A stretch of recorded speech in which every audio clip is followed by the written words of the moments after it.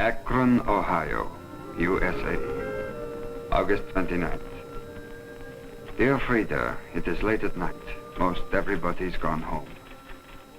But before I leave, I'm going to write you a letter. You gonna work all night, Karl? No, just writing a letter to my sister back in the old country. Thought you wrote her the other night. I did, but this is a special letter. You know, Doctor, I was listening to the radio the other night, and I heard the man say, the only thing most people in other countries know about this country, they hear from our enemies. Why don't you people who live here in America, and who have friends and relatives over there, write and tell them the truth about America? That's a good idea. More people should do that. Yes, I think so, too. I'll see you in the morning, Karl. Good night. Good night, Doctor. Now, let me see. Yesterday was my birthday. 50 years old. Do you realize it has been more than 30 years since I saw you? As I look back, Frida, certain events in my life stand out very clearly. I remember just the way you looked when I left home. You were 8 then because I was 18. You brought me your brown knit muffler when I was packing. I didn't want to take it, but you wanted me to.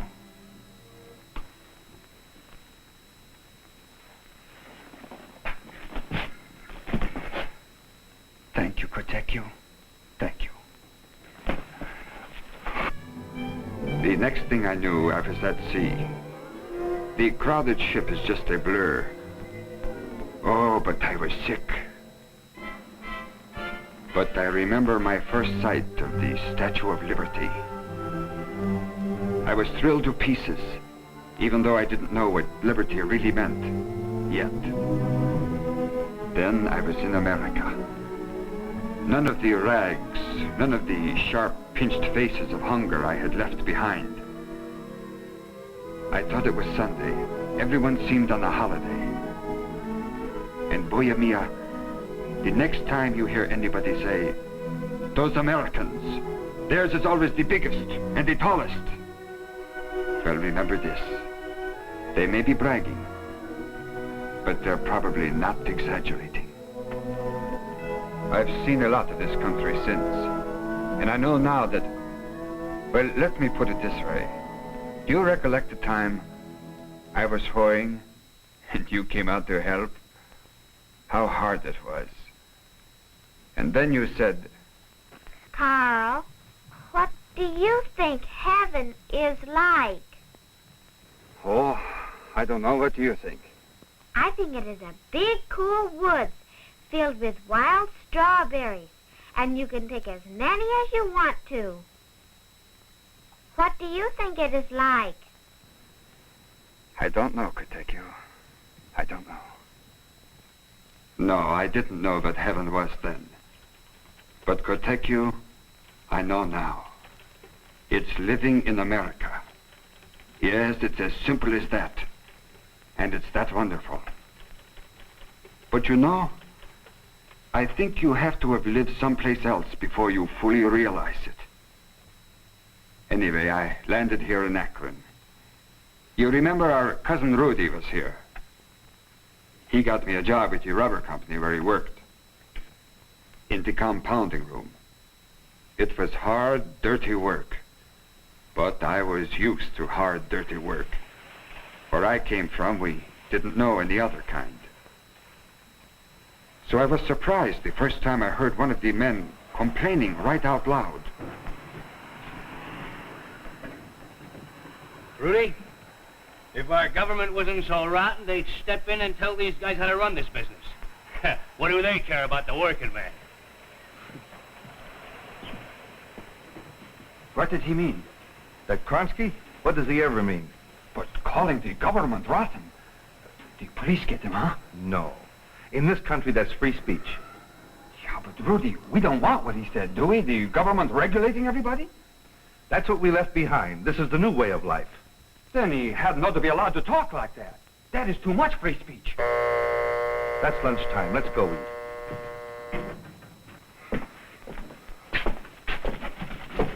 Look, Karl, that's where you and Kronsky both make your mistakes. What do you mean? You could say to a fellow like Kronsky right now, do you believe in American freedom? And he'd say, you bet your life. He'd be ready to fight for it, but he hears someone say, the government ought to step in and do so-and-so. He starts repeating it like a parrot, never stopping to think that what he's yelling for would be knocking one of the props right out from under us. That's right, it would. So you come along, and you say he hadn't ought to be allowed to say such things. That's too much free speech. And when you do that, Karl, you are taking a sock at another one of our freedoms. Oh, yeah, but Rudy, I didn't mean it like that. Of course you didn't. But you understand, don't you, that any time you start to fool around with any one of our freedoms, you're liable to mess up the whole works. I see. That, Kochana, was my first lesson in true democracy. But I had a lot more to learn. Heard about the new machine? What new machine? Big new mixer coming in. Do all the work for us. Good. Good? See how good you think it is when you're out of a job. That's what machines do to you. He's always saying that. That's the trouble with these slick talkers, like they found out in the old country. What they say sounds so plausible, and yet new machines keep coming in, and Kronsky still has his job, hasn't he? Well, you can imagine how confused I was. A green kid. Anyway, the new giant mixing machine arrived. It was called the Banbury, after the inventor. This was the first one. Our company was working with them to get the bugs out of it, they said. You know, I looked several times when nobody was around, and I never saw a single bug in it. Anyway, this one machine did in 2 minutes what used to take 25, and saved the workers one of the dirtiest, most disagreeable jobs in the factory. But you naturally want to know, what about the workers who used to work in this room? Other jobs just seem to come along for them. For the most part, better ones. I went into tire building, made possible because more builders were needed.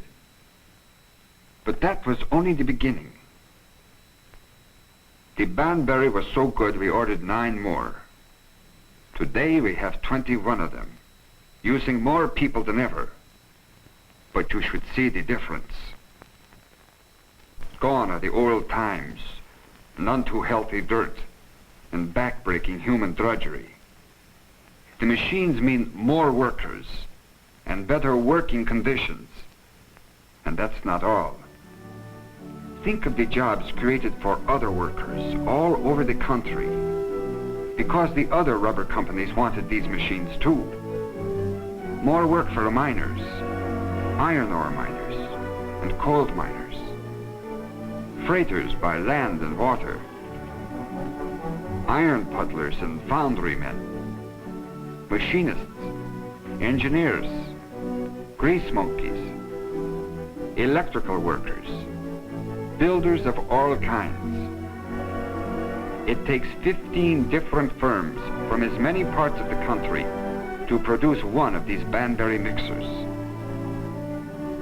And that, my little sister, is the answer to the Kronskys of this world. Look at me, calling you my little sister. Somehow I've got to get it into my head that that little girl is now a woman grown. As she reads this letter. All grown up and married to a fine man. Give my best love to Mark. And to those 2 dear children, Robert and little Ilsa. Why, even Ilsa is bigger now than you were when I saw you last. Am I, Mama? Oh, yes. I don't believe it. The things he says in the letter. Do you, Father? Well, they don't teach us that in school. Do not be fooled. Democracy is a failure. Everything you hear from America is lies. I don't know what to believe. Go on, Mama. Yeah. I want to make very clear The difference between the old world picture of the workers and the American. Maybe the best way to show the children would be like in their Komishki, the cartoon comics. I wish I could be there to describe it to them. The European picture in too many places is this. A workman with his hands turns out, let us say, 100 nails a day. The American picture, a workman with a machine turns out 10,000 nails a day. The first workman earns $1 a day. So that makes his nails cost $1 a hundred. The American earns $10 a day. But because of his machine, his nails cost only $1 a thousand. Machines cut down cost, so that means more business, because more people can buy more things. Now watch. When poor Pete the peasant goes to buy nails, it takes his whole day's wages for just 100. But the efficient American worker can buy 10 times that many with his dollar and have $9 left over for other things. This picture is important two ways.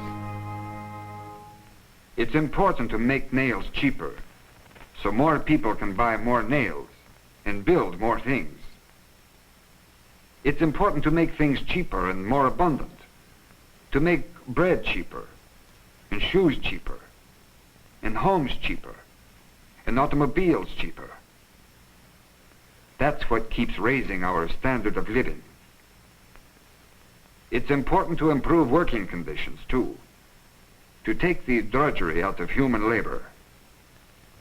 Because in America, it's the people who count. Not like in Europe, where they say the people are made for the state. In America, the state was made for the people. And people were made to be happy. That is the picture I want you to keep in mind. It is the only country I know in the world where the pursuit of happiness is one of the written rights in the founding of its government. The pursuit of happiness. Oh, my dear nephew, my darling niece, if you will but use the intelligence I know you have, if you will but look back, you will recognize a great truth. For something like 60 centuries, people have lived on this earth. In all that time, in every country save one, most of them have never had enough to eat. One civilization after another, the Egyptian, Greek, the Roman, all went down in famines. The last century, the French were dying like flies from hunger. Then it was the Irish. Right now, today, millions are starving to death all over Europe and most of Asia. Why is it then there is one spot on earth where men have found a way that cured famine? Why have men died of starvation for 60 centuries, while one land, America, eats abundantly? Why did men break their backs for 6,000 years, till one place, America, developed power from nature to do the work? In less than 100 years, Americans have built a way of life incredibly richer, infinitely more worth living, surpassing all the imaginings of all the people of all the centuries that have gone before. How can the enemies of our democracy explain all that away? Or you can find things wrong with it, sure, a lot of things. We are doing something about them, too. But in spite of all its shortcomings, there is no way that can touch the American way. And it will keep on getting better all the time if we don't let anybody mess around with it. As I say, I didn't learn all these things at once. It was while I was in the tire building department that I saw what they meant by individual initiative, freedom of choice. I had been in the factory several years. I'd had my choice of work and the way I wanted to earn my pay. In the compounding room, I had worked by the day. In tire building, I was on piece rate and doing all right. Then one day, the foreman called to me. Oh, Karl. Well, how's it going? Okay, Bill. You see, I was even learning American slang, too. Have you ever thought of applying for the squadron? Yes, but I wouldn't be making the kind of money I get here. Yeah, it's less money and a 3-year grind. But you'd learn every department in the plant. Then what? I don't know. Karl, as Mr. Litchfield says, nobody promotes anybody here. All we can do is expose them to the opportunity. I think you've got stuff in you, but I'm not promising you a thing. Think it over if you want and let me know. Okay, Bill, I will. And thanks. It's all right. Can you imagine that happening in one of those countries where the government tells you just what work you can do and tells your employer what he can pay you? To make a long story short, I went on the squadron. For the next 3 years, I got around more than the conveyor belt. I calendared stock, wrapped beads, bagged tires, cured tires, or don't ask me what all. I was learning why this is called the land of opportunity. I found I could take part-time study at the Goodyear Industrial University. I went on from that to special night classes at Akron U.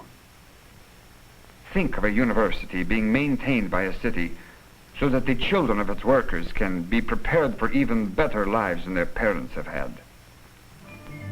After work one day, I was going home with Cousin Rudy for dinner. He drove me out to his place in Goodyear Heights. Rudy was foreman in his department now, with a car, a nice home, a nice little family. You never saw a fellow more contented. Happiness seemed to pour into his life like a torrent. After dinner, I found myself in the kitchen. Rudy always helps Millie with the dishes, and I thought I'd just sit out there and talk with him. That's what I thought. Got an apron for Karl, honey? Oh, Karl doesn't need the help, dear. Oh, to heck he doesn't. Here, tie that around you. He'll never learn any younger. Besides, it's like the squadron. It's good to know all departments. Yeah, Rudy, but I won't need this experience for a while yet. That ain't the way I heard it. How is Mary? Oh, fine, thank you, Millie, but that is a long way off. Rudy, there was a funny one today. What? Oh, Millie doesn't want to hear shop talk. Well, who said so?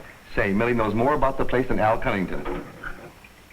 Well, at lunch today, there was this new guy who wanted to know where the boss's office was.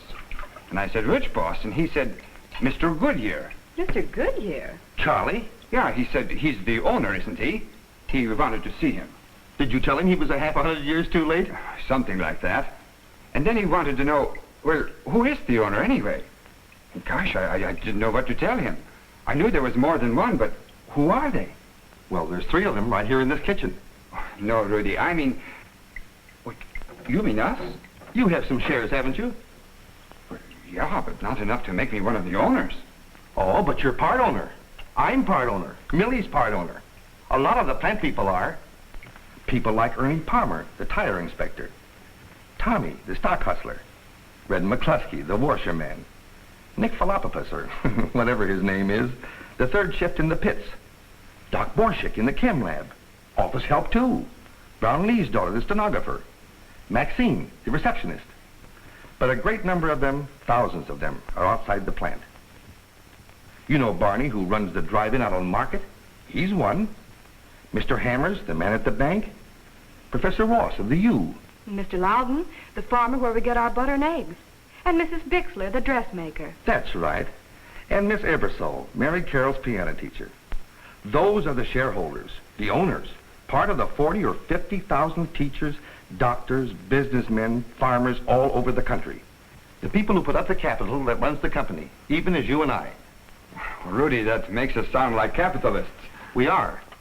Capitalist American style. In this country, anybody who puts up their money to run any business is a capitalist. Well, what do you know? Of course, some put up more, some put up less. It's a matter of degree.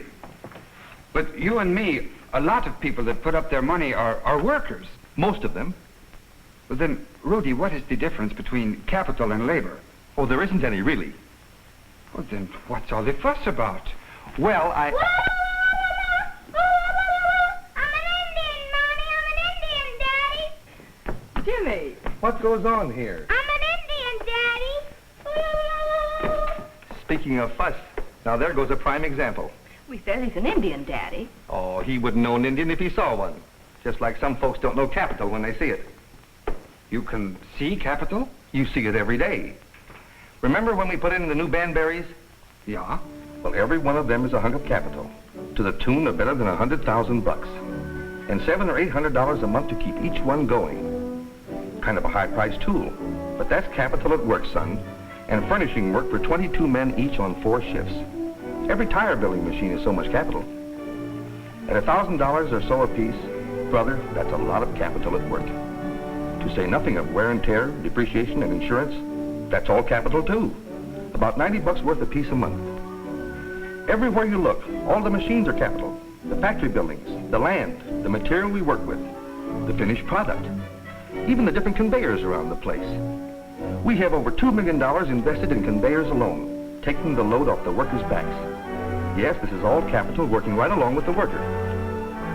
Whether you use these machines personally or not, they're part of the factory, they're the capital at work that makes it possible for you to work. I've often thought, what if you had to put up your share of all that capital before you could have a job? Well, suppose you just had to bring your own tools. I'd be sweeping out. That's right, but you're not, because it's capital, an American free enterprise that got us our jobs, the things we have, a home like this. In what other country in the world will you find a working man whose wife has a stove that lights without matches? Hot and cold water brought right into her kitchen. And in the same room, a place to keep her food cold and fresh. Over here, we take that all for granted, like we take our liberties for granted. Why, Karl, I'm tired. Hold it. Just protecting my capital investment. Well, he did ask me. Yes, dear. Now, if you'll go catch your young Indian, I'll put him to bed. Well, Ma, I'll sure have a try at it. A stove without matches? Did you hear that, Robert? Mm-hmm. It must be wonderful, having homes like that. And the chance to work and live like that. Mama, what's a freeze surprise? What? Free surprise? Free enterprise. Yes, what is it? Well, He'll say it's hard to describe something you've only heard about. Maybe the latter. Oh, yeah. Then, one day, opportunity called me to the department where I hope to work the rest of my life. How thankful I am I had prepared myself for it. Karl, I've got a new job for you. Oh, yes, sir. I just got a call from research. They want a man from the squadron who knows both compounding and curing, and some tire building. Oh, yeah, okay. Who do I see? Dr. Dinsmore. Yeah. Dr. Dinsmore asked me to tell you what to do. I'd better warn you. Maybe this is a job you won't want. That's the trouble with this department. We get a highly trained man and put him at the most monotonous work in the world. It's like looking for a needle in a haystack, with no guarantee that there's any needle there. Most of the time, there isn't. But when you find one, mister, it's worth it all. Now, over here, we have some samples. We want you to cure them up. Directions are on the chart. Then we'll run tests. We'll do the same thing tomorrow, the next day, and the day after. We've been at it now off and on for over 3 years. What is it? It doesn't snap like jungle rubber. It isn't. That stuff didn't come out of a tree. It came out of a test tube. Synthetic. Oh, I've heard rumors. It's the most expensive rubber you ever saw. Trouble is, it isn't rubber. Well, why bother with it then when the real thing is so much cheaper? It is now, but you never know. Let's get that first test on. As the days passed, and weeks, the work grew on me. I asked to be transferred to the department permanently. I didn't know then that I was getting into history in the making. It was only a little part, but the world knows it now. Not just our company, not even our industry alone, but a comparative handful of men from labs like ours, in rubber companies, oil companies, and chemical companies, competing with each other, but united when a common enemy appeared. They finally did it. Hitler took longer and never did get a practical synthetic, proving once again that taking a man by the neck and saying, "Now you discover synthetic rubber or the atom bomb," doesn't get results like free men in a free enterprise and in a freely competitive system. I've been at it a good many years now, part-time in cooperation with product development. I've seen the cord tire come. I remember how they kidded us about that first Akron to Boston run. But that pioneering paved the way for the giant 14, 18, and 24-wheelers now rolling from coast to coast. The airplane tire that made the big ships possible. Rubber tractor tires that have revolutionized agricultural America, multiplying the crops that make Americans the best-fed people on this earth. Oversized balloon tires doing things heretofore called impossible, getting bigger and tougher. I've seen these rubber mastodons building a better America, moving tons of equipment on a cushion of air in a purely vegetable product. But even more important, while we were working to make them better, we were working to make them cheaper. There's a car for every 5 people in the United States. You could take everybody in America for a ride at once. In Russia, for every 5 riders, 750 would have to walk. Don't tell me that beats the American way. Yes? Oh, yes, Mary. Pretty soon. Have the kids come home yet? As well. No, I'm just finishing up here. I'll be home directly. What do you mean at my age? When you reach 50, you're just in your prime. A man or a company. An anniversary isn't quitting time. Do you remember when the research lab opened, Mr. Litchfield had a sign put up reading, "The best is yet to come"? Well, that goes for me, too. Or the company. Okay, dear, we'll make it for everybody. Yes. See you pretty soon. Bye.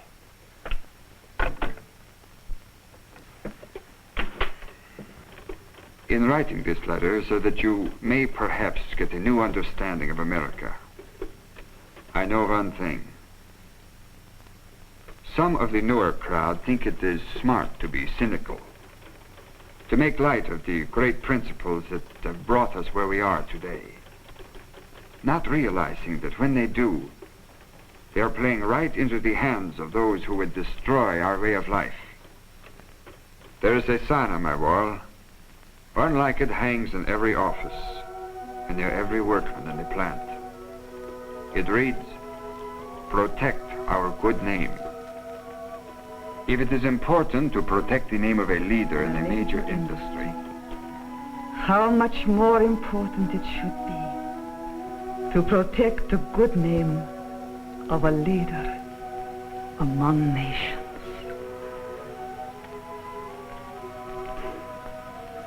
My love to you all.